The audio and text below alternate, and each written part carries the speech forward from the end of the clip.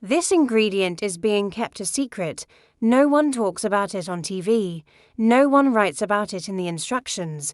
And the reason is simple: if everyone knew about it, many people's businesses with chemicals and pesticides would fail. But today, I'm going to show you how you can solve both fertilization and protection of your cucumbers with just one ingredient. You'll be surprised at what it is, but we'll talk about it at the end of the video because first, you need to see how and why it works. Before we continue, hit subscribe if you love practical tips straight from the field. Like this video if you want more tricks like this.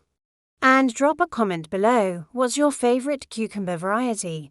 Maybe I'll try a new one this year. Cucumbers are sensitive. They get attacked by fungi, their fruits rot, and the leaves turn yellow as soon as it rains. Then people start spraying all kinds of expensive chemicals, and the yield is still poor.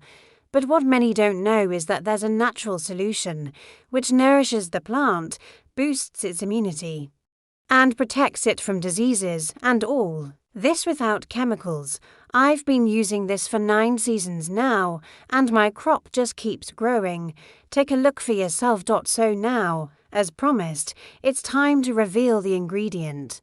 It's plain old milk. Yes, you heard it right, milk.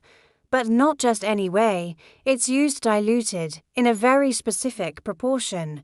And not only does it feed the plant, it prevents fungi from developing, strengthens the leaves and gives them a shine. You mix it with water in a 1:5 ratio. Add a few drops of regular soap to help it stick to the leaves, and spray once every 7 days. No more powdery mildew, blight, yellow leaves, and your fruits will be healthy and sweet like in a greenhouse.